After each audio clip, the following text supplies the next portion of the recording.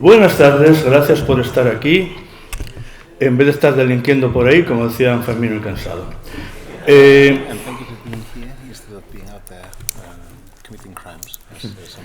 Tenemos nada menos que a Kieron Gillen.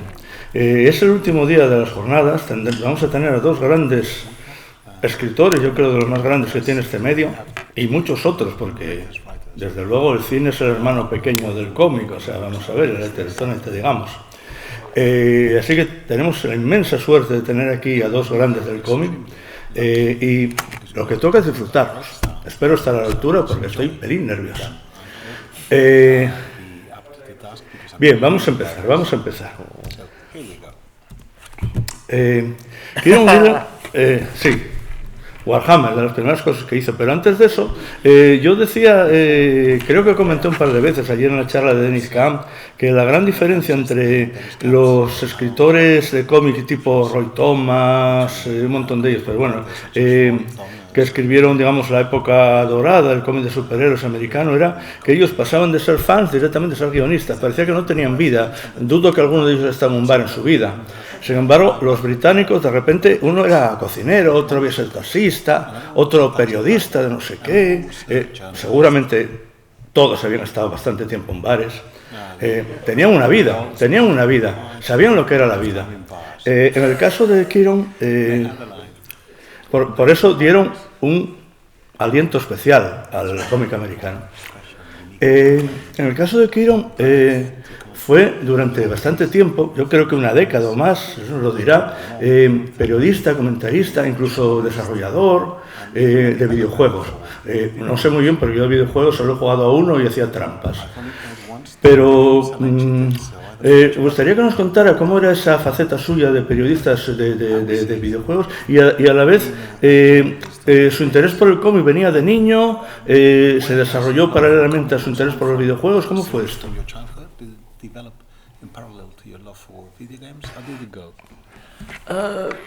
It's complicated. I'm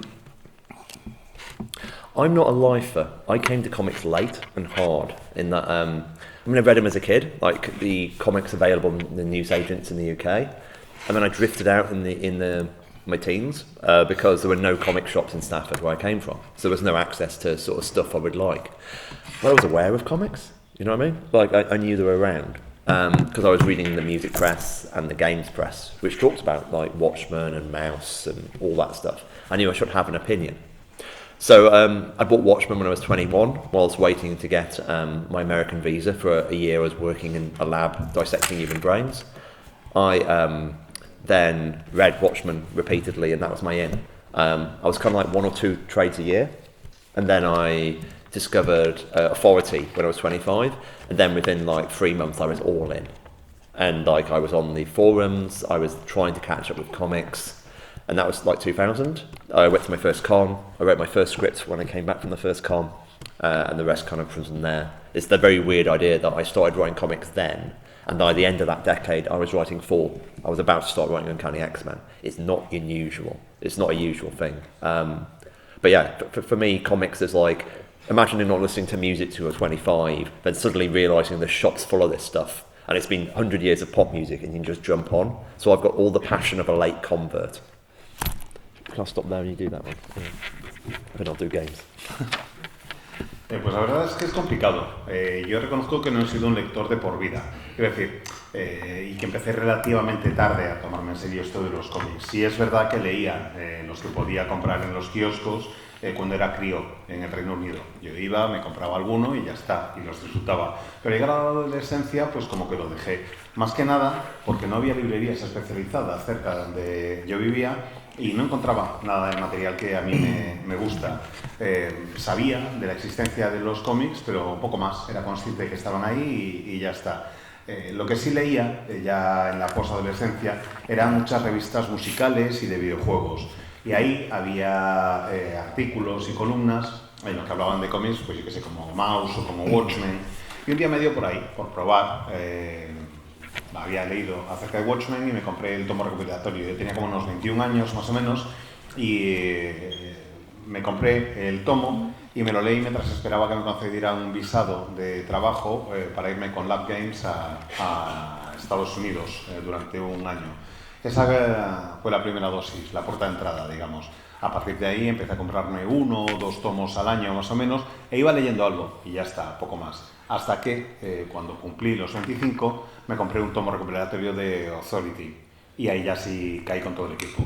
Estaba absolutamente alucinado, me encantó y empecé a meterme mucho más en el mundillo. En el 2000 acudí a mi primer evento comiquero, mi primera convención, y según volví a casa después de acabar ese evento comiquero, escribí mi primer guión. Ya me lancé directamente porque quería escribir mi primera historia y a partir de ahí ha ido todo más o menos rodado. Para que os hagáis una idea, creo que mi historia es bastante extraordinaria, bastante única, porque a principios de los años 2000 yo prácticamente ni sabía lo que era un cómic y a finales de los años 2000, en menos de una década, pues estaba escribiendo los guiones para la Patrulla X. Es una auténtica pasada lo que me ocurrió. Os hago otra analogía, si queréis. Imaginaos que sois conscientes de que existe la música, pero que no le habéis hecho ni caso a la música hasta que cumplís los 25 años. Entonces os engancháis como locos y descubrís todas las canciones del pop del mundo. Flipas y estás allí pues gozándolo enormemente. Pues poco más o menos algo así sería lo que me ocurrió a mí con el mundo del cómic. I've forgotten the specific games question. Yes, sure. So what was the specific games question? How was your development in... Bueno, voy a hacerlo en español. Did the love Oh, we developed. for video games and comic books develop in parallel at the same time? No, it's like the dancing. I think there's an element of like, because I'm an obsessive, you know, I fall into stuff hard. Like, I fell in love with video games via having a Spectrum eventually. And I was the sort of person who didn't just like reading the magazines. I bought second-hand magazines. I looked at the adverts in the local paper and found someone selling and bought it for like years earlier. I obsessed about writing about games. And I did my own fanzines about music and games and other stuff because I wasn't doing comics here. But I got to the point when I went to university in Bath. Bath is the part of games journalism in the country. I didn't do it deliberately. I sort of fluffed my degree. And I was writing a lot of letters to this magazine called Amiga Power. And eventually a guy in a nightclub came up to me because he was a DJ there and also a writer and said, "Hey, do you want to write for the magazine?" And that's how I got into games journalism and became a professional writer. And that created a space for, eventually, I worked on PC Gamer when I graduated. And avoided real work. Like my dad was a brickie. I worked building sites, and I've worked bars, and usual kind of stuff. And I'm terrible. I'm just terrible. I'm no good. So I've worked very hard to avoid having a real job. And what being a games journalist did, it gave me space to when I fell in love with comics, because then I was a freelancer. As I started doing more comics work, I dropped the journalism work depending upon my time. Because definitely by the time I left games, I was bored of games, and I'm an itchy feet person. And there's a bit of me thinks I've been doing like comics full time for like 15 years now. Maybe I'm done. You know what I mean? In the same way I was done with games, but I still love them all. You know what I mean? It's about what changes in the mix.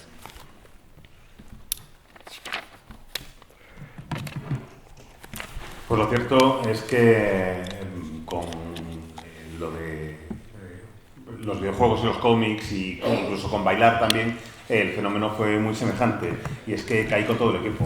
Soy obsesivo, cuando me pongo con esto soy obsesivo y empecé a jugar a videojuegos gracias al Spectrum que tenía un Spectrum y me dedicaba a jugar muchísimo con él. Y aunque no leía demasiado sobre videojuegos, pues poco a poco fui pillándole el gustillo, iba leyendo cada vez más y cuando caí con todo el equipo en lo de la crítica y el periodismo de videojuegos me dio fuerte. Me dedicaba a leerme todas las revistas que me caían en las manos, pero además también me dedicaba a buscar anuncios de segunda mano para ver si alguien vendía revistas atrasadas de años anteriores y me las compraba y me leía las revistas de años atrás para poder saber exactamente lo que habían dicho y para conocer ese material de primera mano. Además de eso, empecé a publicar mis propios fanzines, tenía mucho que ver con videojuegos y también con música, y llegó un punto en el que decidí que quería ir a la universidad en Bath, que es como la capital de periodismo del país, y tratar de ver si me conseguía sacar la licenciatura. Fue un desastre, no acabé, no me saqué el título, pero sí pude ir empezando a escribir y ir empezando a meterme en el mundo de la crítica musical. Escribía para una revista que se llamaba Omega Power, y era el sueño que tenía, el poder dedicarme a este tipo... Perdón, mi sueño era poder escribir para esta revista, para Omega Power, pero no lo conseguía. Y cuando empecé a hacer crítica fue gracias a un DJ que era amigo mío, que pinchaba en un garito al que yo solía ir, y que me dijo: oye, ¿por qué no intentas empezar a escribir sobre crítica musical y videojuegos en esta revista, que era un fanzine que sacaban? Y ahí es donde empecé a convertirme en escritor profesional. Luego el sueño fue llegar a escribir para PC Gamer y poder ganarme la vida escribiendo sobre las cosas que me gustaban. Todo esto en realidad era un esfuerzo enorme para evitar tener un trabajo de verdad, porque mi padre es albañil y yo he tenido que ir a ayudarle a la obra, acarreando ladrillos varias veces, y os aseguro que se me da fatal. Así que me lo curré muchísimo para no tener un trabajo de verdad. Estuve dedicándome al periodismo durante unos cuantos años, como os digo, hasta que de repente me dio fuerte con los cómics y dejé el periodismo casi totalmente de lado para centrarme en escribir guiones de cómic. Lo que me había pasado en realidad es que me había aburrido de tanto escribir sobre videojuegos, de ser periodista de videojuegos, y necesitaba un cambio. Ahora llevo como unos 15 años escribiendo cómics. De momento no me he cansado, pero nunca se sabe. Igual dentro de un par de años pues me da otra vez la ventolera y cambia todo. Estamos viendo ahora imágenes de Phonogram de la segunda miniserie Singles Club, luego vino de Invisible Girl, y que me mate se recuerda cómo se llamaba la primera, y eso lo hemos visto antes, que yo creo recordar haber leído alguna entrevista, algunas declaraciones tuyas que lo considerabas tu primer cómic real. Phonogram, que para los que no lo conozcáis, que es una obra interesantísima y que mezcla un montón, porque a veces siempre se dice que la música, digamos la música pop, la música rock, la música moderna, está muy relacionada con el cómic. Yo creo que en realidad no es así. A veces parecen cosas absolutamente alienígenas unas con otras, pero de vez en cuando llega algún autor como Kieron que sí que mezcla estos dos conceptos. De hecho, Phonogram no se puede entender sin casi música de fondo. ¿Cómo surgió Phonogram en general? Ya no estoy hablando digamos, cada una de las tres encarnaciones que hubo. ¿Cómo surgió? ¿Qué idea había detrás? ¿Y cómo se sintió viendo que eso en realidad se publicaba y que por fin tenía, digamos, una obra, además de autor?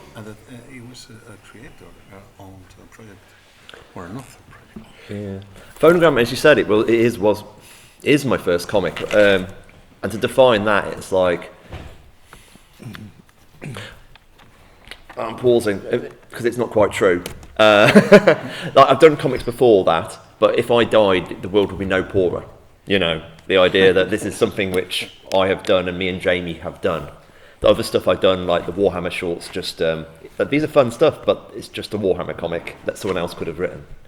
And there was a kind of an OGN I did online called Busted Wonder. I think that counts as a real comic, but it's not a real comic because this came out through Image and it was a pure burst of us. Phonogram came from a variety of things. For a start, it came from me not becoming a full-time music journalist.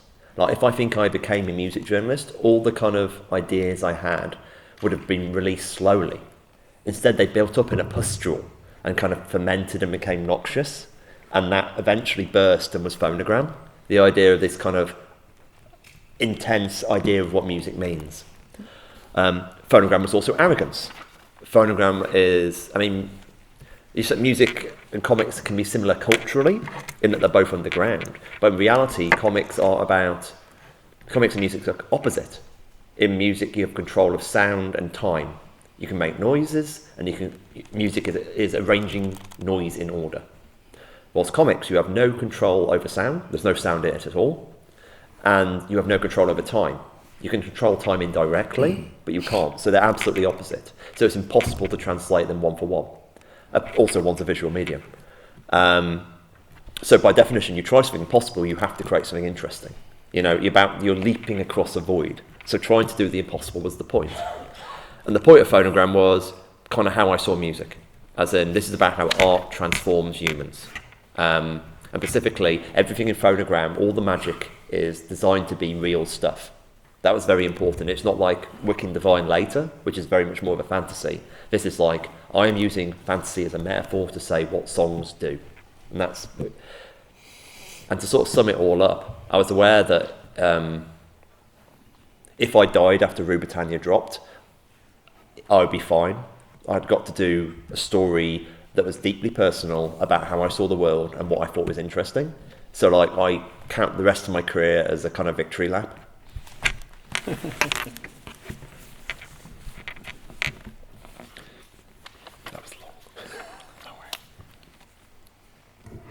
Pues efectivamente sí considero que Phonogram es mi primer cómic de verdad publicado. Pero bueno, hago una pausa porque no es del todo cierto. Había escrito ya otros guiones de cómic y aunque se habían publicado, si me hubiera muerto después de que se publicaran solo esos cómics, tampoco hubiera sido una gran pérdida para el mundo, sinceramente. Jamie y yo habíamos hecho un cómic de Warhammer, habíamos hecho otro que era Busty Wonder para Image, pero no era nada especialmente relevante, ya os digo, no hubiera sido una gran pérdida si me hubiera muerto. Pero Phonogram sí me parece que es el primer cómic de verdad que llegué a publicar. Y creo que surge del hecho de que no llegué a ser nunca a tiempo completo un crítico musical, sino que escribía para revistas de música, pero sobre todo sobre videojuegos. Y como no llegué a ser crítico musical, pues se me quedaron toda una serie de ideas que fueron fermentando poco a poco porque tenía el tiempo y el espacio para gestionarlas. Todas esas ideas fueron fermentando, fueron creciendo, crearon una burbuja que al final reventó y al reventar dio origen a Phonogram. Phonogram representa mi visión de la música, como la entiendo yo. También representa la arrogancia. Es algo que me llama mucho la atención en la obra. Y aunque culturalmente el cómic y la música muchas veces pues, se asocian entre sí, yo creo que las semejanzas son más sociales que de otro tipo. Me explico. El cómic y la música tienen un carácter casi hasta underground en algunos momentos, pero en realidad son opuestos en su naturaleza misma. La música consiste en ordenar el ruido, en establecer un orden en una secuencia de ruidos, en controlar el sonido y el tiempo en función del ritmo que vaya siguiendo y la música y el sonido que le está llegando a quien la esté escuchando. Pero en el caso del cómic no hay nada de sonido y el tiempo no lo controlas más que indirectamente y eso sí tienes suerte. Así que son, yo creo que totalmente opuestos. Además, uno es un medio auditivo y el otro es un medio visual. Total, que intentar abordar el uno en el otro me parecía que era como pegar un salto intentando atravesar un enorme vacío que tenía ante mí. Me gusta o me gustaría transmitir con este cómic mi visión de la música, el ver cómo entiendo que el arte transforma al ser humano, ver cómo eso provoca unos cambios en cada uno de nosotros. Me parece también importante destacar que el sistema de magia, la magia que aparece, digamos, en Phonogram es una magia real, entre comillas, a diferencia de lo que ocurriría años más tarde con The Wicked and the Divine. Cada elemento mágico en Phonogram sirve como metáfora, como representación de una canción en concreto. Total, que si bien os decía antes que no hubiera pasado nada si hubiera caído redondo, muerto, después de la publicación de Rue Britannia, creo que ya después de Phonogram sí tuve la sensación de que había contado algo personal, de que había hecho una obra que me gustaba, de que había podido aportar algo al mundo y que ya había alcanzado mi objetivo. Todo el resto de mi carrera ha sido la vuelta de la victoria, la vuelta a la celebración después de conseguir esa primera publicación. Y ya puestos, Phonogram tuvo, digamos, 3 encarnaciones, 3 miniseries separadas por varios años en el tiempo. ¿Se plantea volver en un momento dado a escribir cosas del universo Phonogram? If I even considered writing for Phonogram, Jamie would burst through that wall and murder me. You know, like, in that kind of, don't do that to me again. It's funny, I think about Phonogram a lot. It's a way of seeing the world. That's why we wrote it. It's kind of an offering for readers to sort of imagine their life being more magical. As in, how has this song affected me? Was it magic? So, like, I will always be seeing stuff in the world and thinking, oh, that's a Phonogram story. It's just the way I see it. I mean, I released a story recently with Steve Lieber called Closer, which is a standalone single issue. It's kind of a Phonogram story. You know what I mean? I think it's very unlikely me and Jamie will ever do it again. It's just a kind of, it was a period of time. It's a shame. There was an alternate timeline when Phonogram sold a little better, and me and Jamie just kept on doing it. It was like a cult, it would become a cult book and just forever. Because Phonogram was kind of confused in many ways, in that, understandably, it was about youth, and it's not a book about youth, it's about people and their art. It's like, there was a sequel I wanted to do that was set in across 50 years in one nightclub, skip it, go in every 10 years. There's a story I wanted to do that was set in 1893 in the World Fair, you know? It was deliberately bigger. Like when my dad died, he left a mixtape for me with like some notes about the songs, and that's a Phonogram story. I like to think that, you know, when I'm even older than I already am, I'll still be thinking about the world through Phonogram. I just don't think it'll ever be called Phonogram.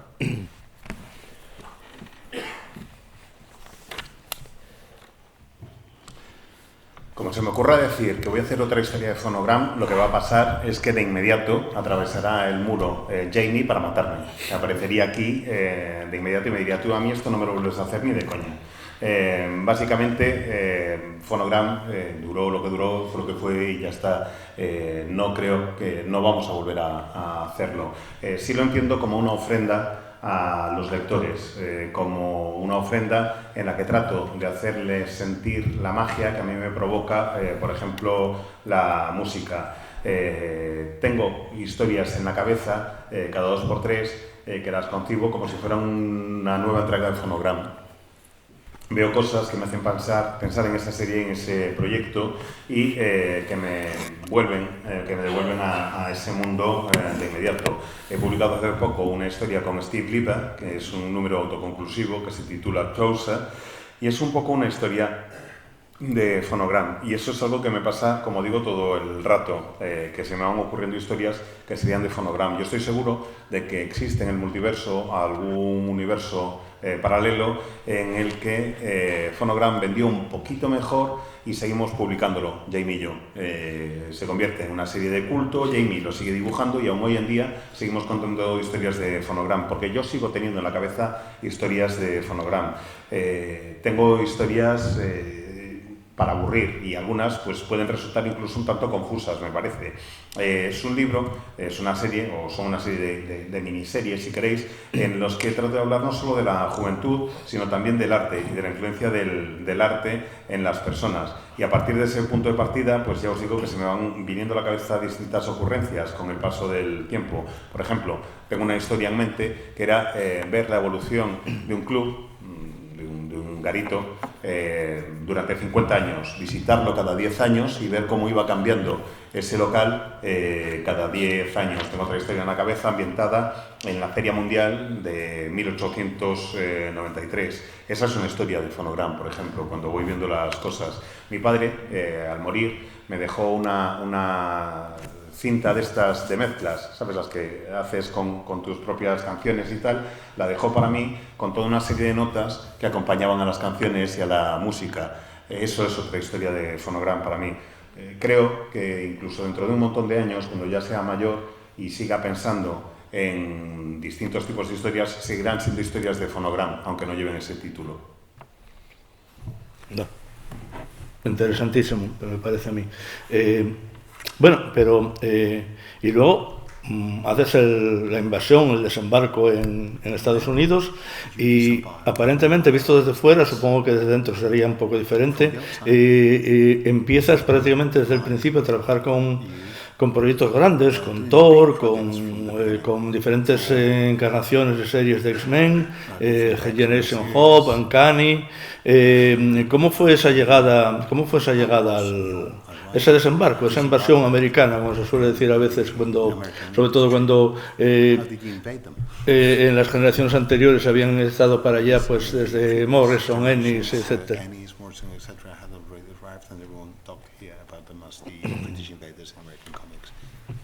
It's interesting, like, whilst obviously I'm British, I'm aggressively British, I don't really count myself as a British invasion writer. Like, my peers were people like Matt Fraction, Kelly Sue DeConnick, Chip Zdarsky. You know, we met on the internet.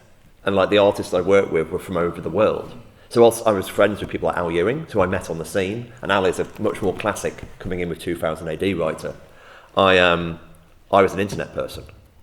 I also didn't really try to break into Marvel. I sort of, I think my approach to flirting was being pretty at the bar. So I kind of I did work and hoped people would hit on me. And that's partially because me mailing them would be implying I want it, you know, and there's a mental thing that I won't allow myself to do. So I broke in via, well, firstly, there was an attempt via Dazzler. I had a joke Dazzler pitch, kind of, or I made a joke about having a Dazzler pitch, and then I made the pitch because it stuck in my head. Sadly, it couldn't work because it was a prog versus disco story, and the Inhumans were no longer on the moon, so I couldn't do the Dark Side of the Moon joke. After that, Universal. Basically, it was I did Phonogram. Phonogram was a book Phonogram was a book that people at Marvel liked, but it doesn't say you can write comics. I mean, certainly not superhero comics. So So I was just ambling along quite happily. Then Warren Ellis, this is a weird part of the story now, obviously. Warren Ellis was doing a book called Universal, and they wanted to do some spin-offs. But he said yes, but I want to pick the writers. So he picked 3 up-and-coming writers of the time. It was me, Cy Spurrier, and I think Hickman was the other one, but his book never came out. And that was my first book at Marvel. And I did that, and just, you know, it was a James Ellroy kind of comic. And I did that, and suddenly it was like people got, oh, this guy can do a slightly creepy superhero comic. And then I got like mails from the X office and the 4 office, and then I was in. And then it was a question of like playing a gambling game, like trying to not hit the thing that makes you get kicked out of the machine. So I was offered small jobs, then bigger jobs, and I didn't mess them up. And I got a sort of reputation for doing very hard jobs. Like when I took over 4, that was kind of a poison chalice because JMS had just left. And I came into that book I was meant to do 5 issues, and it ended up being like 13. And it was expanded issue by issue, kind of. And it was such a nightmare job, Marvel presumably thought, this guy's seemingly competent and can solve problems. Hence Uncanny X-Men. So I view myself as somebody who came in because I was good at dealing with bullshit. But it was a lot of fun, that's what I'll say. That's probably enough. Yo soy agresivamente británico, no lo puedo negar, pero no formo parte de esa generación de la invasión británica, sino que soy de una generación posterior, una generación en la que tengo coetáneos como Matt Fraction, como Kelly Sue DeConnick, como Chip Zdarsky, y nos conocíamos, ellos no son británicos, pero nos conocíamos y nos conocíamos a través de internet. Además, todos nosotros hemos trabajado con dibujantes de absolutamente todos los rincones del mundo. Ya conocíamos a otros autores y quienes dibujaban nuestros guiones venían de todos los sitios del mundo. También es coetáneo nuestro Al Ewing, pero él sí que es de una formación mucho más clásica, estilo 2000 AD, pero yo diría que todos somos pues como de una generación, ya os digo, que viene de internet. Y lo de Marvel, a ver cómo lo explico. ¿Sabéis cómo cuando entráis en un bar y están el guapo o la guapa esperando que les entren? Pues poco más o menos eso es lo que hice yo. Yo fingí que era el guapo, que estaba ahí esperando, y cuando me venían me hacía de rogar. Y cuando me hacía de rogar, dejaba implícito que sí me interesaba, pero me hacía de rogar para que me propusieran lo que a mí me gustaba. Y así es como logré que Marvel se interesara por mí. haciendo que notaran mi presencia, pero sin llegar a pedirles que me dieran trabajo. También es cierto que en todo ese proceso hubo una vez que se me ocurrió hacer un chiste sobre que tenía una propuesta para una historia protagonizada por Dassler, y era un chiste. Lo que pasa es que el chiste se me quedó en la cabeza y tuve que volverme a casa para escribir la historia, porque la tenía ahí metida y necesitaba hacer una propuesta. Luego esa historia no pudo salir adelante porque el chiste de Marras tenía que ver con el lado oscuro de la luna, con el Dark Side of the Moon, que es como el título del álbum de Pink Floyd, y la historia tenía que ocurrir pues en esa parte de la luna, pero los inhumanos ya no vivían allí, con lo cual no podía contar la historia, así que al garete se fue. Total, que Phonogram gustó en Marvel, pero gustó como gusta un guión. No se plantearon que yo pudiera ser alguien que escribiera superhéroes, pero como mínimo hizo que mi nombre empezara a sonar un poco. Uno de los lectores de Phonogram fue Warren Ellis, que en aquel momento tenía un proyecto para Marvel que se llamaba Universal, y Universal estaba funcionando bastante bien y querían hacer varios spin-offs, varias series derivadas. Entonces Ellis dijo, venga, vale, hacemos esto, pero yo selecciono a los guionistas. Y los guionistas que eligió Warren Ellis fueron Cy Spurrier, Jonathan Hickman, que creo que el proyecto de Hickman no llegó a salir nunca, y yo. Y así fue como hice mi primer trabajo para Marvel. Era una obra con reminiscencias, o una colección con reminiscencias a James Ellroy, una historia de superhéroes un tanto chungos, y así un poco oscurilla, pero que sirvió para demostrar que yo también podía escribir historias de superhéroes. Gustó el proyecto, tuvo una buena acogida, y la respuesta que generó fue que empecé a recibir correos de las oficinas de los mutantes y de Thor, y el resto básicamente es historia. Tengo la reputación, que me labré rápidamente, de ser un tipo que resuelve problemas y que trabaja duro.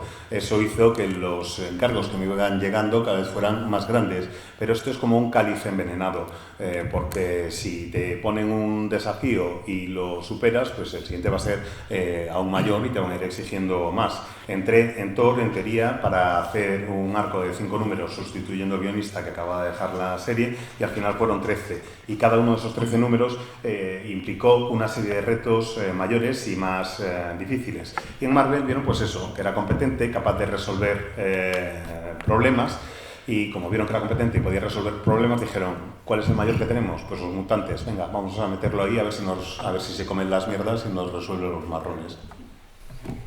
Pues volveremos luego si hay tiempo sobre los mutantes, pero yo personalmente como lector, aunque sí que había leído algunos de estos cómics que está mencionando, tampoco me había fijado mucho en el nombre de Kieron Gillen. Y cuando me empezó a fascinar fue con Journey into the Mystery. Y ahí sí que empecé a tirar para atrás, a ver lo que había hecho antes. De hecho recuerdo, cuando un poco de reflexión personal, estar en el 2014 en la ciudad de Edinburgh buscando por tiendas de cómics un número que me faltaba de John Avengers y un tomo que me faltaba de Phonogram. Por cierto, los conseguí.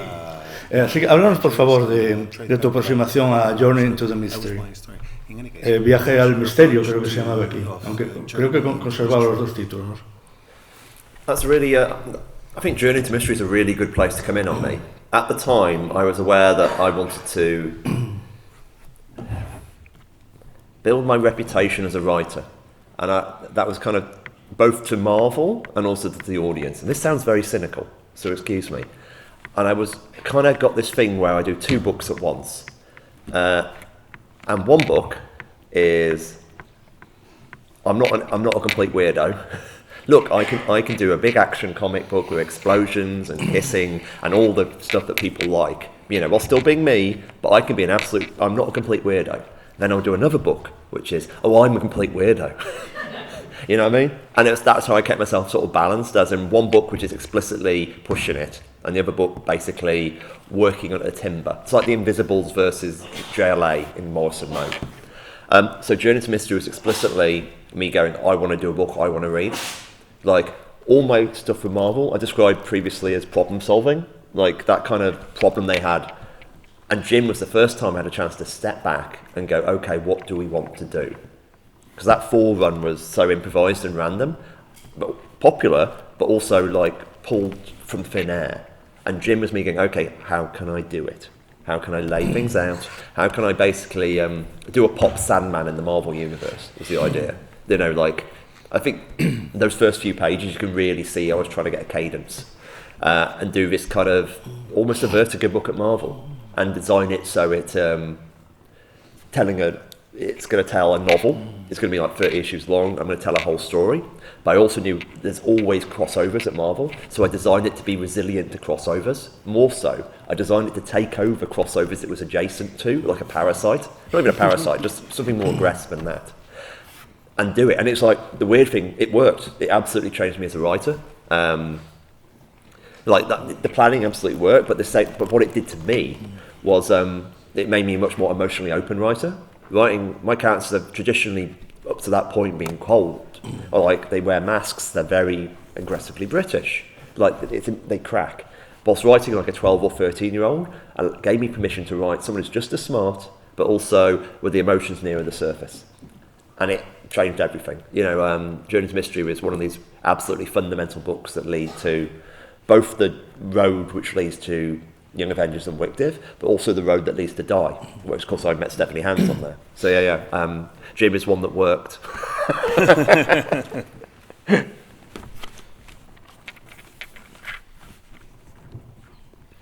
A ver, soy consciente de que la respuesta que os voy a dar va a sonar un poco cínica ahora mismo, pero me explico.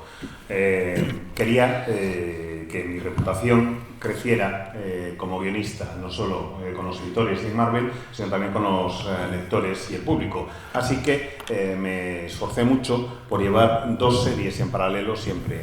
Una en la que dijera, tranquilo todo el mundo, que no soy un chalao total, ¿sabéis? Que puedo hacer lo que os gusta, puedo daros explosiones, puedo daros peleas, puedo daros acción, puedo daros todas estas historias que son más comerciales y son más populares.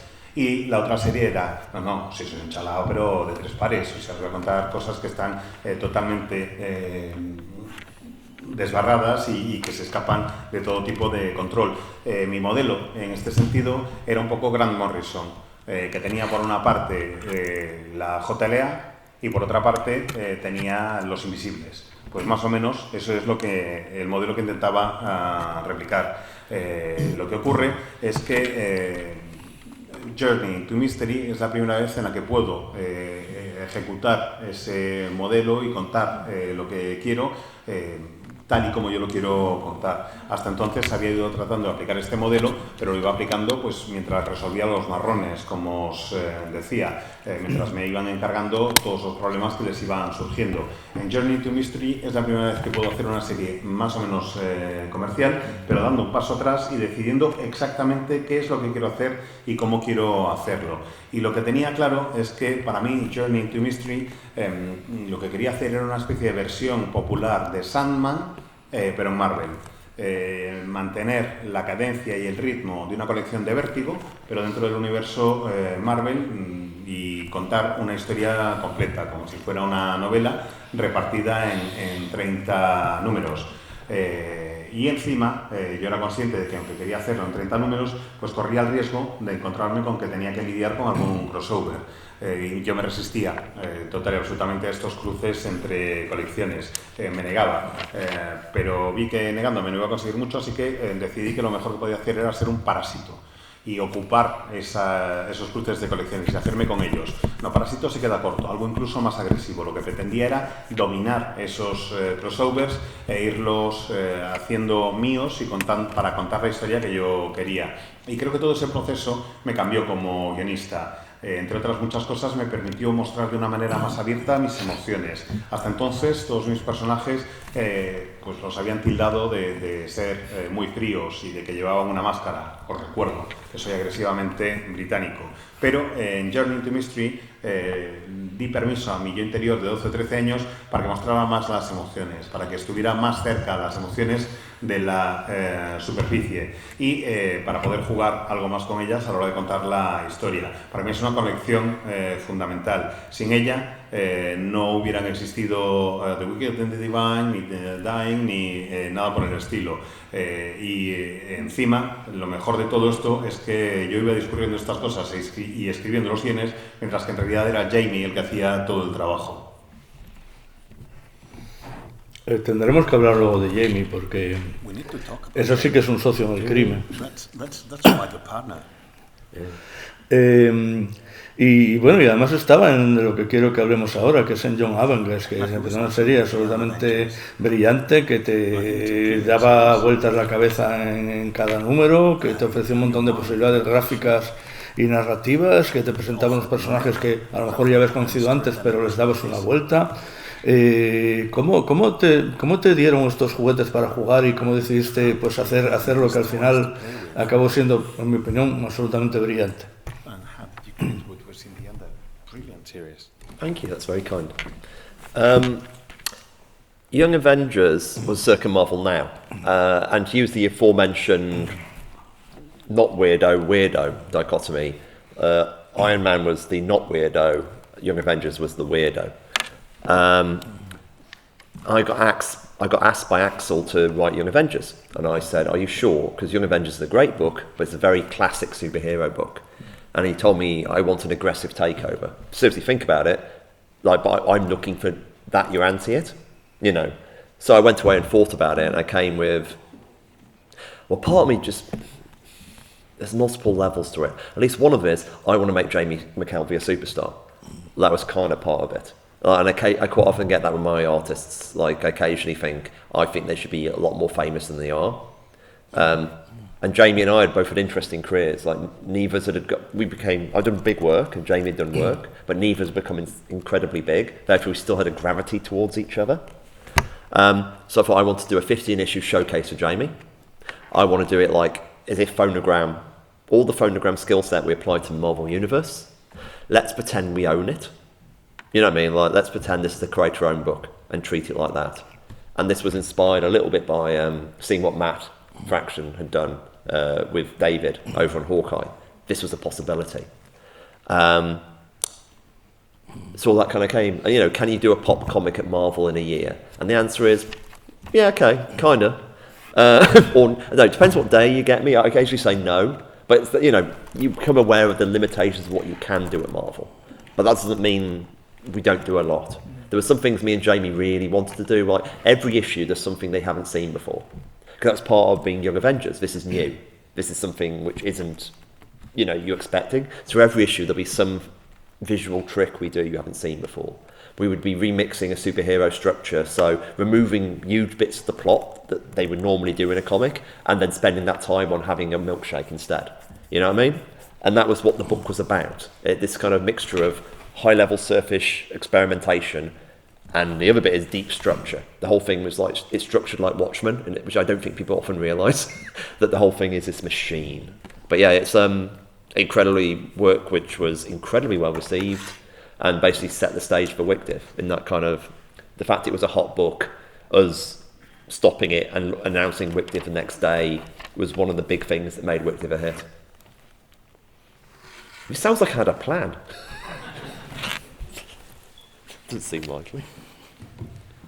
Bueno, pues en Los Jóvenes Vengadores, en Young Avengers, seguía este modelo que os decía, esta dicotomía entre proyecto chalado o desbarrado, si queréis, y proyecto convencional o no chalado. Básicamente, el convencional era El Hombre de Hierro, Iron Man, que escribía los guiones, y Young Avengers era el del desbarre. Axel Alonso me ofreció la colección y me dijo, ¿quieres encargarte tú de lo que es la serie de Young Avengers? Y yo dije, ¿estás seguro? Porque es que esto es una serie muy popular ahora mismo y mira, ¿a quién se la vas a encargar? Dijo, sí, y además quiero que sea un acercamiento hostil para hacerte con la serie. Quiero que agresivamente te hagas con ella y la transformes en algo tuyo. Yo me lo pensé y dije, vale, está bien, pero para eso quiero que me acompañe Jamie McKelvey, quiero que se convierta él en una estrella. Quiero que esta serie sirva como escaparate para transformar a Jamie en una auténtica estrella. Yo normalmente Esto va un poco por rachas, a veces son más famosos los guionistas, a veces son más famosos los dibujantes, y en este caso yo había adquirido una cierta reputación ya, no era una estrella ni mucho menos, pero sí tenía una cierta reputación y había logrado pues, que se asociara mi nombre con una cierta calidad, y que por eso los proyectos que me van dando fueran cada vez más grandes. En el caso de Jamie no había llegado tan lejos, pero sí tenía también bastante buena fama, y el estar los dos poco más o menos en el mismo nivel hacía que gravitáramos el uno hacia el otro de manera bastante natural. Y a mí se me ocurrió, pues lo dicho, que Young Avengers podía ser un escaparate de 15 números para mostrar en Marvel lo que habíamos hecho en Phonogram y para lograr dar a conocer a Jamie. Quise tratar el proyecto básicamente igual que había tratado Mad Fraction, la serie de Ojo de Halcón que hizo con David Aja. Quería que fuera nuestro equivalente y crear lo que sería un álbum pop, por así decirlo, en Marvel durante un año. Nos imaginamos que la serie era nuestra y la tratamos como si realmente fuera de nuestra propiedad, como si no tuviéramos que responder ante nadie. Es verdad que Marvel sí nos ponía límites de vez en cuando y nos decían que había una serie de cosas que no podíamos hacer, pero nosotros buscábamos siempre, o nuestro objetivo era en cada número, poder ofrecer al lector algo que nos esperara, algo que no hubiera visto nunca antes en un TVO de Marvel, hacer que TVO fuera algo realmente muy distinto, que pudiera sorprender. Yo que sé, que en lugar de haber un montón de peleas, pues estuvieran tomándose unos batidos y charlando, y al mismo tiempo respetando la estructura, aunque no lo parezca, del TVO de superhéroes. Básicamente, esta serie era una mezcla entre lo experimental y lo convencional. Casi nadie se ha dado cuenta de eso, pero la estructura realmente de nuestra etapa en la serie es un calco de la estructura de Watchmen. Es lo mismo que Watchmen. Funciona como una maquinaria, y que yo espero que sea bastante precisa, y al mismo tiempo que funciona esa maquinaria utilizando los códigos del género de manera subyacente, en la superficie parece que es algo muy experimental y que estamos añadiendo cosas que no se habían visto nunca antes. En cierta forma sienta el precedente esta serie para lo que luego sería The Wicked and the Divine. Es el mismo tipo de estructura, y ahí fue donde la aplicamos por primera vez. Y ahora que estoy respondiendo esto y he hecho la mirada hacia atrás, tal como lo cuento, casi pareciera que lo había planeado de antemano y todo. Supongo que luego, porque más o menos, aunque muchas veces en esto la cronología es difusa, porque como él decía, hacía varios proyectos a la vez, pero poco más o menos por esta época, estamos hablando ya de bien entrada a la década de los 10, empiezan a surgir paralelamente a otros proyectos suyos para, digamos, la Marvel y tal, proyectos de creación propia. Me está llamando la atención porque no me he fijado que en Uber, quizá la menos conocida de estas series, aparece el nombre de Kieron en grande sobre el título, como me imagino como un gancho para que ya era un guionista conocido, para que, mira, tenemos aquí otra obra de... entonces vamos a hablar de Weekend the Divine, de algunas, pero quería empezar porque yo creo que es la menos conocida, a pesar de que me parece muy interesante, por Uber. ¿Qué pretendías hacer aquí? Y también primero, por favor, rectifico, primero cuenta cómo te diste cuenta de que estabas llegando a un momento en que ya podías ponerte a hacer proyectos paralelos seguramente a los otros de creación propia.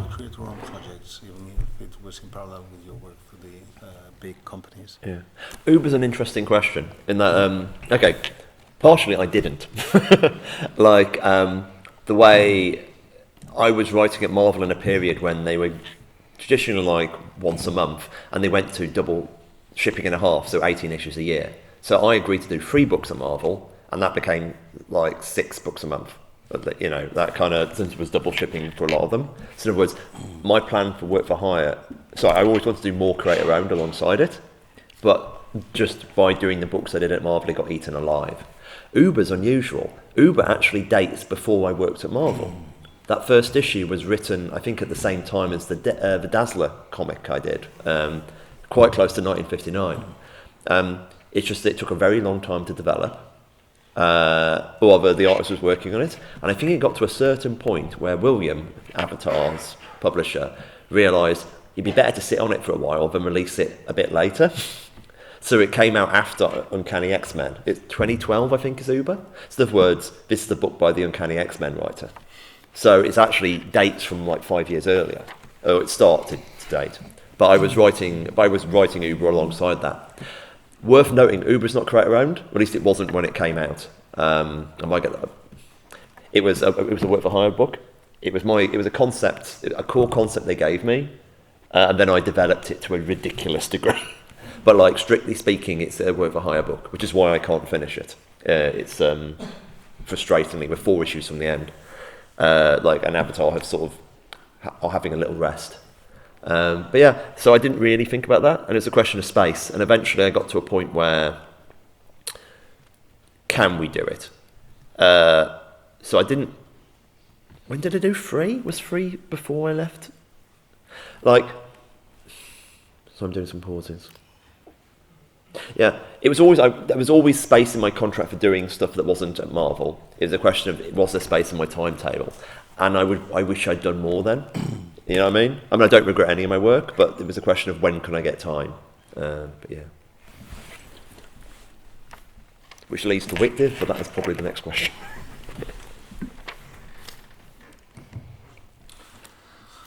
Uber es una historia un tanto peculiar.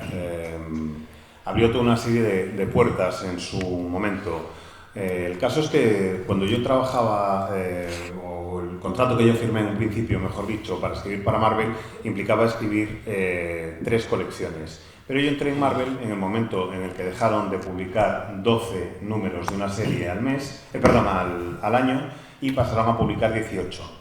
Entonces, aceptar hacer 3 series en realidad implicaba hacer casi 6 series, y me quedaba muy poco tiempo para poder hacer otras cosas. Yo había querido hacer ya proyectos propios desde antes, pero no tenía demasiado tiempo para hacerlo. Y el caso es que Uber me había ido acompañando durante un tiempo, porque lo concebí poco más o menos al mismo tiempo que la serie esta, que la propuesta esta, mejor dicho, que tenía para una historia de Dazzler. Pero el caso es que no había llegado a desarrollarlo del todo, porque aunque tuve esa idea, luego con el ritmo de producción de guiones para Marvel, pues me costaba muchísimo más el poder desarrollarla. Y se la presenté a William en su momento, la idea, que es el editor de Avatar, y me dijo, ¿sabes qué? Vamos a esperar un poquito antes de publicarla y antes de hacerla y a ver qué ocurre. Y fue muy inteligente el tipo, porque lo que hizo fue esperar a que yo me encargara de los guiones de X-Men. Entonces ya podía publicitar la serie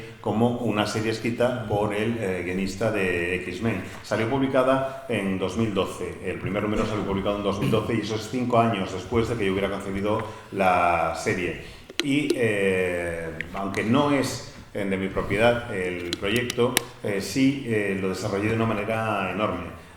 Básicamente me dieron el concepto desde Avatar con el que trabajar, y a partir de ahí yo lo desarrollé muchísimo, y era trabajo de encargo, y eso es lo que me impide ahora acabar de contar la serie, cosa que me molesta enormemente, porque me quedan como 4 números más o menos para acabar de contar la historia que quería contar. Pero claro, como Avatar decidió echarse un descansillo, pues en fin, no es posible. Quizás en el futuro recupere los derechos, pero ya veremos qué es lo que ocurre. Y Uber surge también, o sirve para responder también a la pregunta de si estaba preparado realmente para hacer ese proyecto propio, como yo consideraba. Más que nada porque, aunque en el contrato de Marvel sí me dejaban en teoría la posibilidad de hacer 1 o 2 proyectos propios, lo que me faltaba era el tiempo. Con la cantidad de cómics que tenía que escribir para ellos, lo que me faltaba era el tiempo y la oportunidad de poder escribirlos. No es que me lamente, no lamento ni uno solo de los pasos que he ido dando en mi carrera, pero desearía, ojalá, haber tenido algo más de tiempo y algo más de espacio para poder contar las historias que me interesaban, y alguna historia en paralelo propia.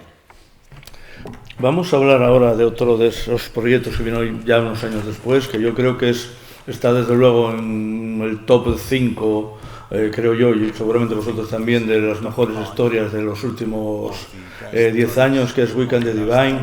Recuerdo que cuando lo leía en Comic Book americano, un poquitito con retraso según se publicaban, y entonces aprovechaba para leer unos comentarios bastante largos que tenía Kieron en un weblog, una página web, que no sé si existe todavía, me gustaría saberlo, para cuando si retomo, que tengo pensado retomar la lectura de la serie, volver a leerlos, y que añadían una profundidad y que sobre todo explicaban un poco los intríngulis de la narrativa y de cómo se iban desarrollando las cosas. Independiente de esto, de que nos cuente por qué decidió hacer eso, explicar tanto y contar cosas de digamos, las bambalinas de la serie, ¿cómo surgió esta serie, este planteamiento tan original, entiendo yo? Thank you. Actually, the weblog exists, so they're all online. We did the hardbacks. In the third hardback, there's a separate slipcase, which has all the essays online about the issues proofed, so even better, without the complete typoing mess of my writing. Wicked Divine, came from multiple places. There's a kind of the most... the idea of the book, this is something I've said a lot, but the idea of the book came the week of my dad's terminal cancer diagnosis, basically. I just suddenly thought, God's incarnating every 90 years, 2 years to live. Because it's a story about what is the point of art. It's like life is short. It doesn't matter whether it's 70 years, 50 years, 20 years, 10 years, 2 years. It's finite. Why are we spending our life doing what we're doing? And specifically, vis-a-vis me, why am I being an artist? So that's where the book comes from, emotionally. Then it also comes from, why don't we do a phonogram that sells? Why don't we actually just lean into the fancy and the glamour and the fun? So that's the side of it. We were originally planning to do phonogram, and there's a mail I sent Jamie halfway through our Young Avengers thing saying, let's not go back to the phonogram. Let's once in our career not be stupid. And let's do something that might sell instead. And it was also obviously following from Young Avengers. It's like the limitations of Young Avengers. We're like, okay, this is going really well. It's formalist, there's so much cool stuff here, but we're limited in the way that, we said that teens aren't rated teen. That's one of the things we said about Young Avengers. But in reality, they were rated teen. They couldn't do any of the stuff I did when I was a teenager. Marvel kids can't do anything I did when I was a teenager. You know what I mean? So let's do a book that kind of accepts that. In the end, Wick did end up being a bit older than teen. It was much more like being your early 20s. But that was kind of the thinking. And that's where it came from. Also, an awareness that Image had changed. Saga had changed. Walking Dead had changed things. Saga had changed things. Image was just in a really interesting place. And we were aware that we can do a 50-issue series. This is our Vertigo book. Because it's like, where did it really come from? It came from me and Jamie thinking, we really like The Invisibles and Preacher and, all those 90s Vertigo books, and we never got to do one. In the way the noughties were, it didn't look like any of us. The only one of our generation who did a big, long series was Jason with Scout, which is excellent. But there was something we never had, and that was the gold standard. And we were kind of aware that for once in our life, there was a chance to take a shot at this. And we did. That's where, So Wick Div came from utter desperation to have something meaningful written before I turned 40. Because the funny thing, of course, that's the 2 years to live. It was the book I had when I was 38. And the 2 years to live is until you turn 40. It's pretty heart on sleeve.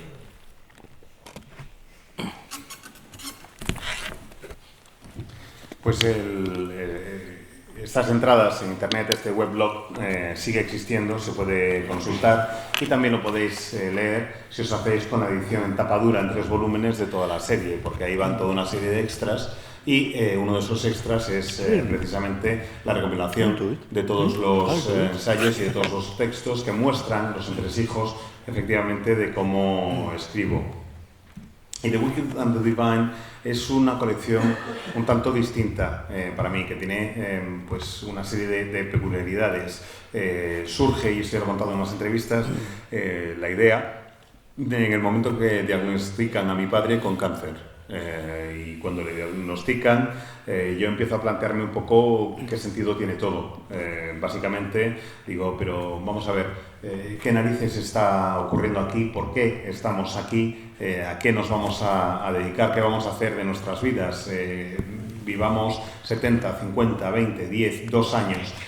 Las vidas son cortas, las vidas no tienen sentido, las vidas tienen un final. ¿Por qué nos preocupa tanto vivirlas? ¿Por qué, además, en mi caso personal, me interesaba tanto ser un artista? Desde el punto de vista emocional era algo que también me llamaba mucho la atención y todo esto era un revoltijo de sensaciones que tenía dentro. Queríamos hacer asimismo con Jamie algo que fuera, bueno, pues como un fonogram, pero que se vendiera. El mismo estilo, pero que se vendiera.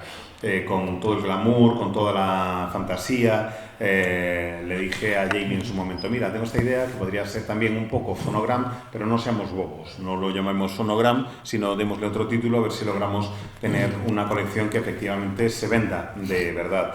Y para añadir a toda esta receta, podemos incorporar el elemento de los jóvenes vengadores, de los Young Avengers, porque esa serie, como os decía antes, era una serie en la que teníamos un montón de limitaciones distintas.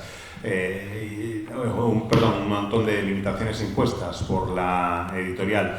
Es una serie en la que se suponía que abordábamos lo que hacen los adolescentes de en torno a 18 años, pero como hay restricciones en cuanto a la edad de acceso a los cómics, es decir, como tiene que ser para todos los públicos, no podíamos incorporar allí algunas de las cuestiones o algunos de los comportamientos que realmente tienen los adolescentes. Es decir, yo estaba hablando de adolescentes, pero esos adolescentes, esos personajes, no podían hacer absolutamente nada de todo lo que yo había hecho durante mi adolescencia. Así que eso lo queríamos abordar también en The Wicked and the Divine, tener a personajes más o menos de esa edad que pudieran hacer lo que realmente hacen las personas de esa edad.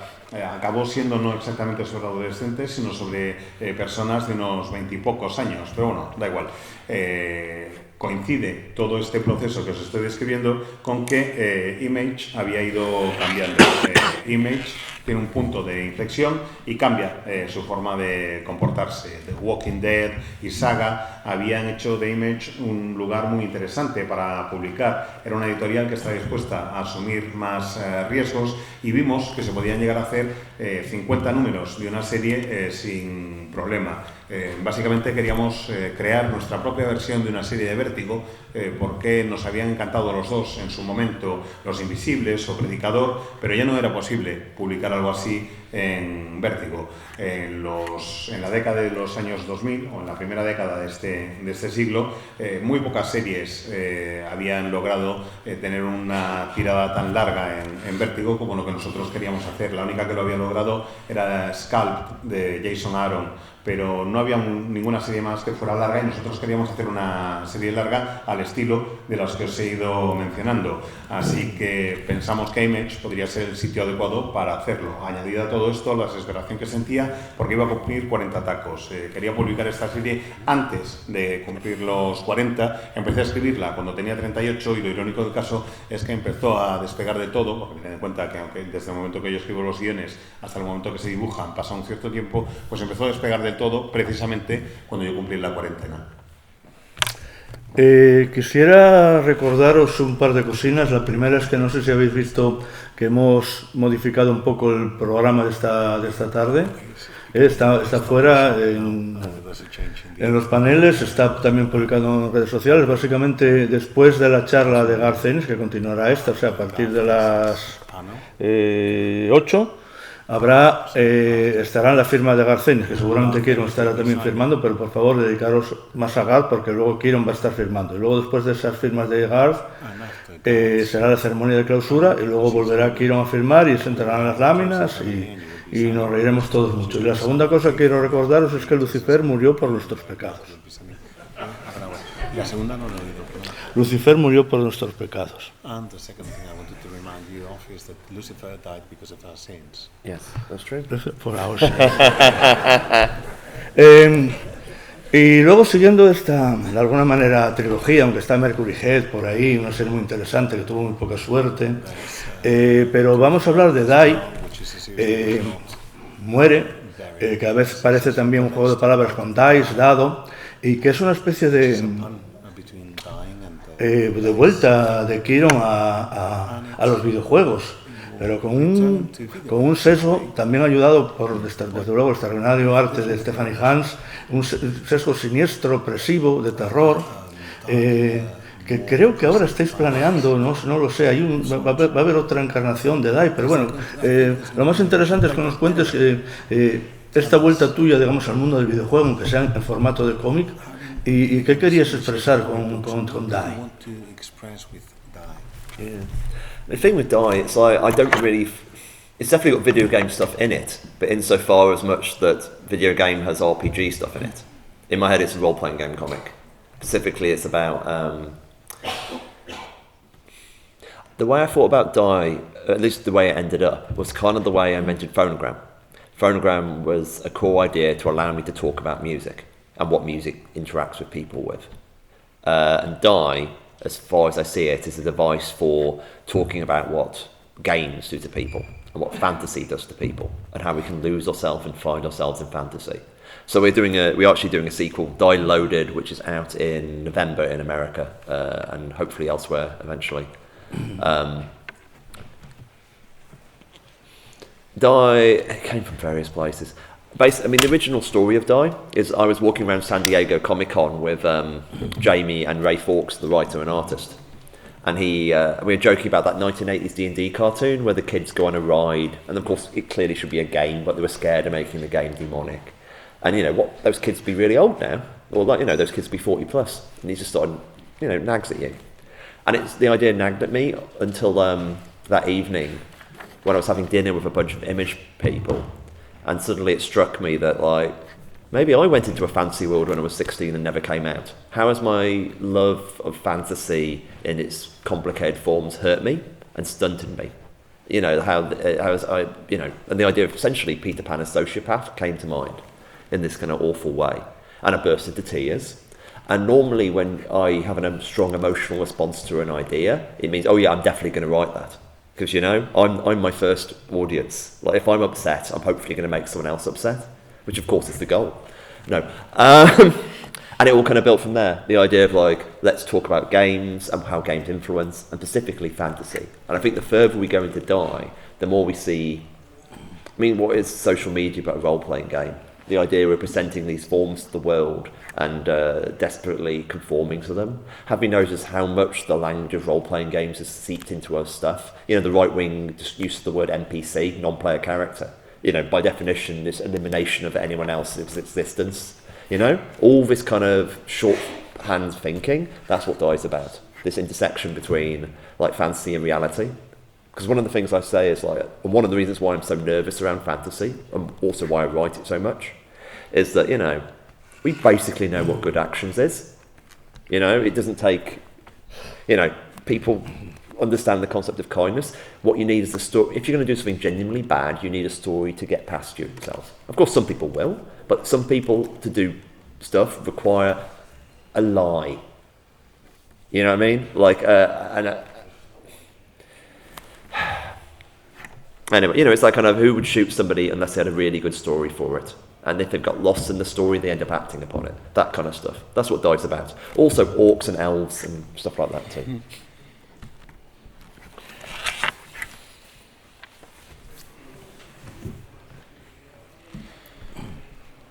Más que videojuego, yo diría que DAI con lo que tiene que ver es con juego de rol. Puede tener que ver con un videojuego, en tanto que hay un juego de rol quizás presente en muchos videojuegos, o la mecánica de un juego de rol presente en muchos videojuegos.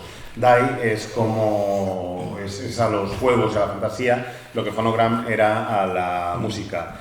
Intento crear algo que pueda interesar a los lectores y intento abordar, por qué nos gustan tanto perdernos en la fantasía a algunos de nosotros, por qué nos llama tanto la atención y los riesgos y los peligros que corremos de perdernos en los mundos de fantasía. Eso es lo que trataba en la primera encarnación de la serie y va a haber una nueva llamada Die Loaded, que se publicará en noviembre en Estados Unidos y espero que también se publique en otros sitios del mundo.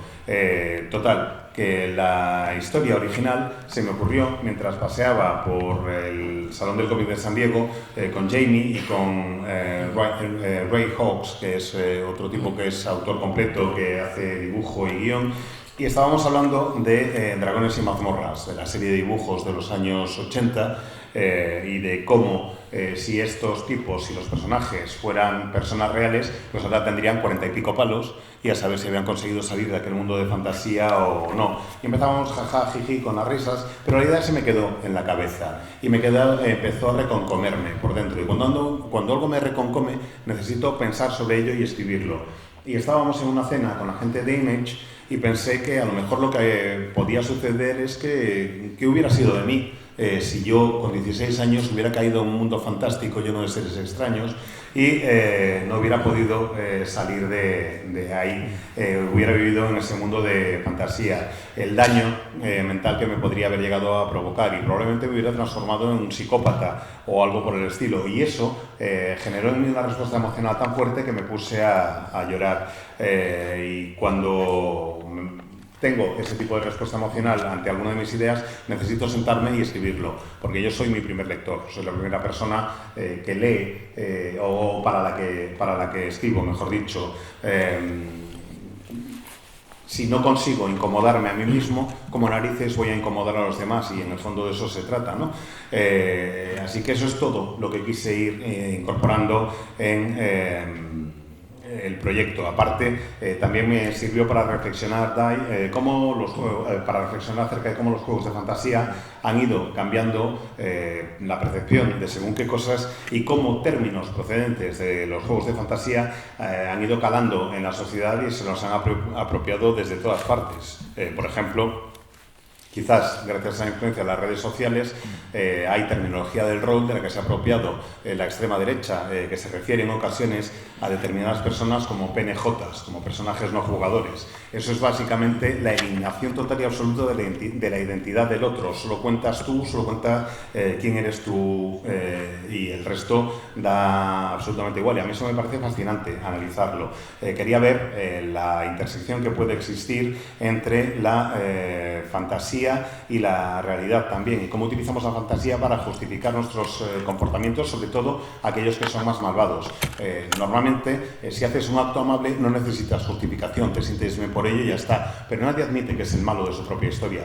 Siempre que hacemos algo que sabemos que está mal, necesitamos mentirnos a nosotros mismos o a nosotras mismas para encontrar una justificación. Nadie, bueno, muy poca gente, algunos sí, pero nadie hace algo malo porque sí, porque le da la gana y ya está, sino que se cuenta una historia, se busca una justificación para llevar a cabo ese acto que sabemos, o nos buscamos una justificación para llevar a cabo ese acto que sabemos que no está bien. Cuando alguien le pega un tiro a otra persona, seguro que siempre hay una historia en su cabeza que lo justifica, y de eso es de lo que trato en DAI. Bueno, de eso y de orcos, elfos y demás. De esta especie de trilogía, que no lo es, pero de obras, digamos, de creación propia que se fueron publicando, digamos, en estos últimos 10 años, aunque luego también hay cosas más recientes como Power Fantasy, a ver si tenemos tiempo de hablar de ella, creo que no, pero está Once and Future, que es pues una recreación de los mitos artúricos, de toda la mitología inglesa, la rica mitología inglesa, pero visto desde una manera yo creo que más ligera, pero a la vez enormemente entretenida, enormemente divertida y leíble, que parece que es una buddy movie, pero en vez de ser dos policías de diferentes tratos, pues un profesor bastante torpe y su abuela que es de armas tomar, y es una serie con mucha velocidad, muchas aventuras y, bueno, evidentemente con profundidad, porque es una obra de Kieron Gillen, ¿no? Pues, una obra de Kieron Gillen no puede ser superficial. ¿Cómo concibió esta historia y, bueno, cómo fue el desarrollo? Y si ya quería, me imagino, ponerle este tono ya de mano. El que si ya tenía pensado que fuera este tono, digamos, más ameno, más rápido. Oh yeah. I kill myself when I create our own books. Like the Power Fantasy, Die, Phonogram, Wikdiv. These are things I wrestle with. It's like fighting God or whatever. And I found myself sort of thinking, why not I just do something that's more like I would write for Marvel, like Dr. Aphra, something that's fun, something that's actually enjoyable and doesn't kill me. So the idea was there, and Boom approached me saying Dan Mora might be interested in working on a book with you. And I found that's fun. I mean, Dan's an amazing artist, you know.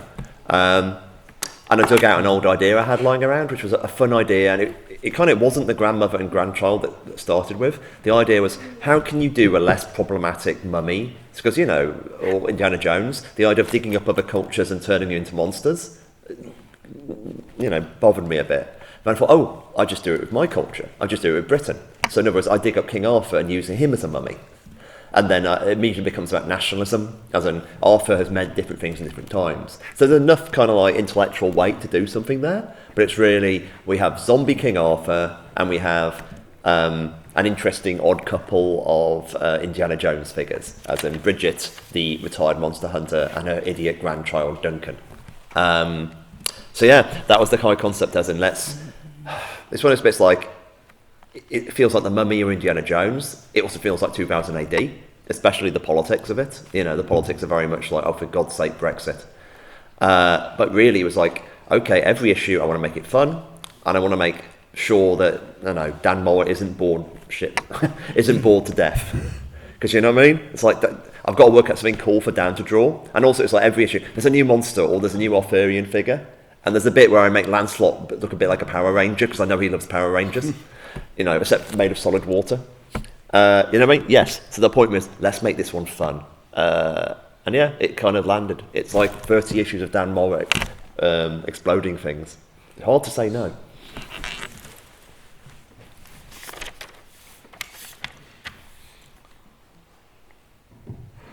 Pues lo cierto es que normalmente cuando hago una serie propia, pues trabajo hasta la extenuación, me mato a trabajar para hacerlo. Y quería buscar algo en The Power que fuera pues más ligerito, algo que me recordara un poco al trabajo que hago para Marvel, el trabajo más tipo Afra, algo que me permita divertirme, algo que no me agote, algo que no me canse hasta dejarme sin aliento. Y dije, venga, va, pues esto es lo que voy a hacer con este proyecto en concreto.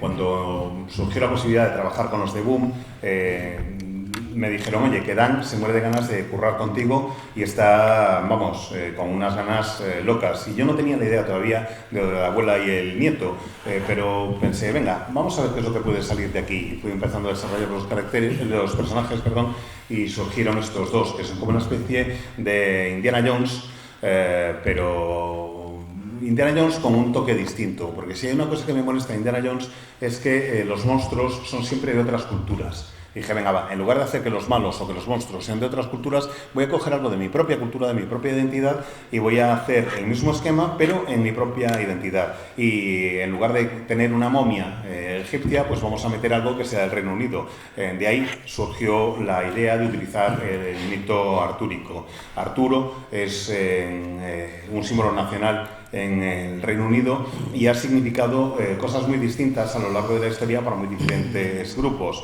pero pensé que podía utilizarlo pues con esta estructura tipo Indiana Jones y hacer que fuera una especie de rey Arturo zombie.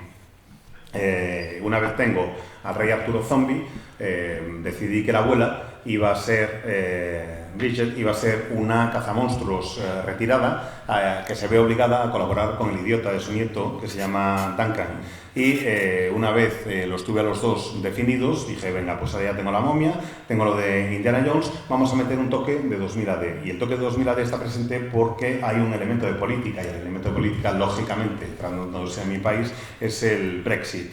Con todo esto dije, va, ya tengo los suficientes elementos para hacer una historia que me resulte divertida y que espero no aburra a Dan cuando se vea obligado a dibujarla, porque lo último que me apetecería es que mi colaborador encima lo pasara fatal trabajando conmigo.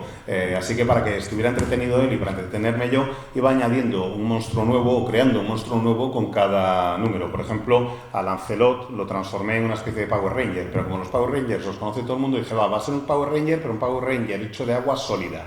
Y este tipo de chorradas son con las que me iba entreteniendo. Tenía además la oportunidad de ofrecer a los lectores pues una serie de en torno a unos 30 números más o menos con Dan dibujando cosas que explotan y mogollón de sangre por ahí. ¿Y a quién no le va a divertir eso, por favor? Bueno, estamos ya en la recta final. Yo creo que hemos hecho un repaso sobre todo la carrera, aparte de su carrera digamos, más comercial, la carrera más de creación propia y más personal de Kieron. Y hombre que lleva como más de 15 años ya, pues yo creo que en la élite del cómic. ¿Y cómo se siente? Digamos que, como nos contaba al principio, pues abandonó su carrera ya bastante asentada como periodista de videogames y todo esto, para meterse un poco así a la aventura, a ver qué sale esto en los cómics. Después de tanto tiempo, ¿cómo ve el mundo del cómic? Ya no estoy hablando de su carrera, ¿cómo ve este mundo del cómic que quizá lo conocía bastante, pero una cosa es conocerlo desde fuera y otra cosa es cuando estás dentro y ya tiene una experiencia de bastantes años y de estar muy arriba? ¿Cómo piensa el que es el estado del cómic actualmente en el mundo? Y si piensa que va a haber una evolución y hacia dónde.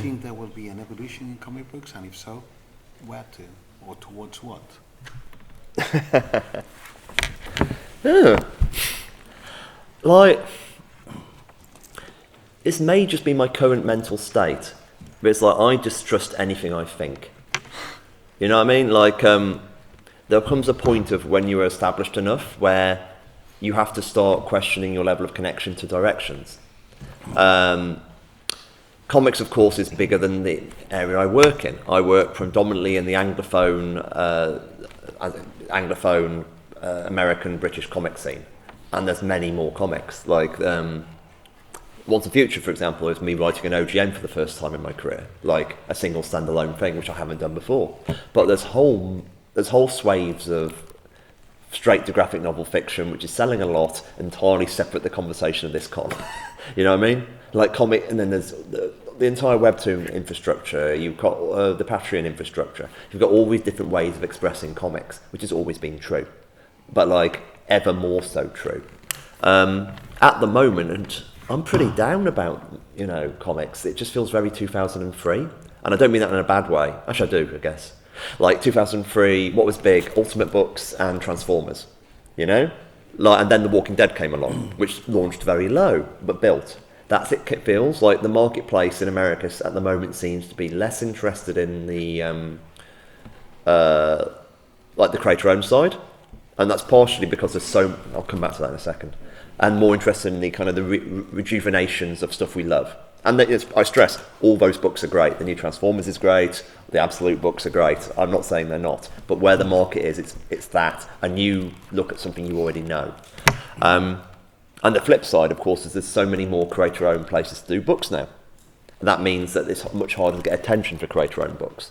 And that's an interesting stage right now. But at the same time, there is more acceptance of comics in those different ways. There's a naturalisation of it. Manga has completely changed the conversation in terms of how people consume the books. Finally, you get stuff like DC doing their amazing smaller editions, which is, yes. So all these kind of things are incredibly hopeful. And I love being obsolete. You know what I mean? I quite enjoy being the stage where I can... I decided my new image would be wearing a black leather jacket and this heavy metal t-shirt, and I can just go retire and be a like a roadie for Motorhead. That's my kind of aim right now. So yeah, I think the thing is, you just be excited to see what comics is.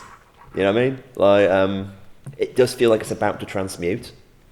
Like, and what form that shakes down to, that's interesting as well. Yeah, I wish I had a better answer. That is not a good answer. It's because I am uncertain. But uncertainty is strength. But uncertainty is strength. Strength. Oh, okay.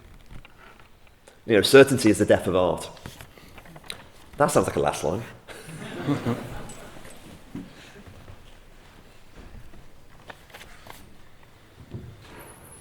Pues la verdad es que ahora mismo mi estado mental es uno en el que desconfío de absolutamente todo lo que pienso. Creo que eso es importante también. Llega un momento en el que cuando estás lo suficientemente establecido deberías dejar de cuestionar la conexión entre lo que haces y lo que cómo se recibe en determinados entornos y momentos.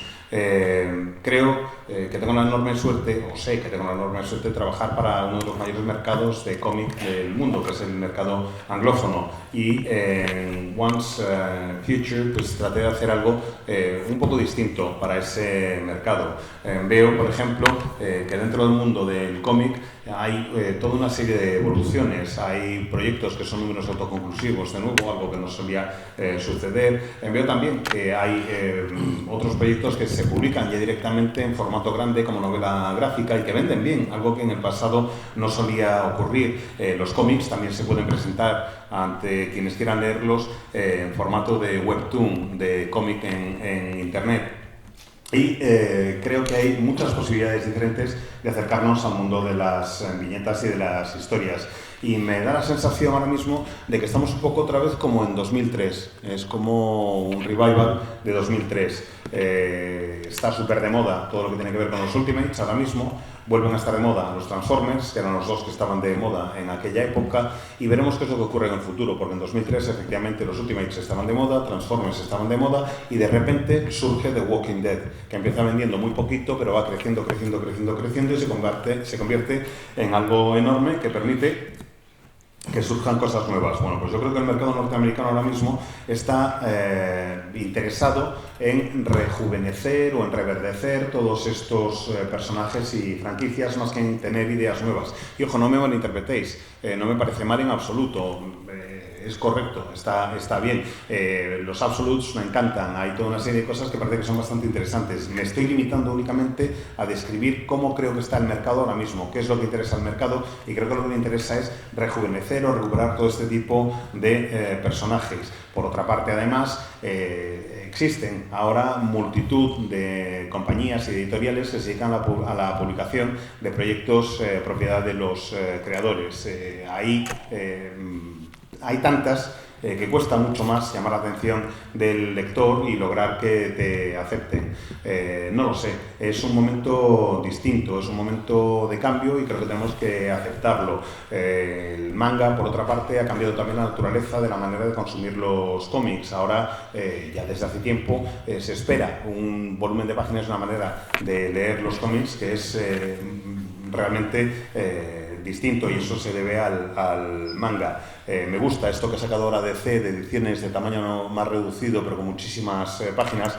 Me parece muy buena idea, pero es que no sé muy bien cómo responder a esto. Me gustaría dar algo que ayude un poco más, pero tengo que reconocer también que a mí me gusta sentirme obsoleto. Me gusta esa sensación de estar pasado de moda. Fijaos en la pinta que llevo hoy, por ejemplo, si es que parece que salgo de un concierto de heavy metal. Era la chupa negra, la camiseta de heavy, y mi objetivo con este look era parecer un roadie, uno de los ayudantes de la gira de Motorhead o algo por el estilo.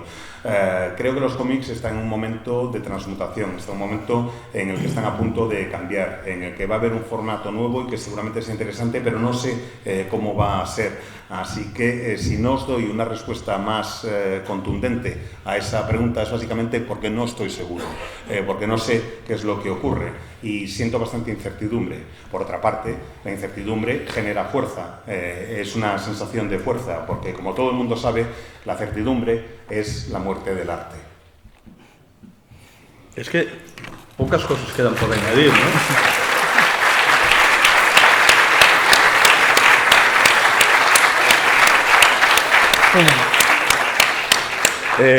Me da vergüenza decir nada más. Vamos a terminar, vamos a aplaudirle más todavía.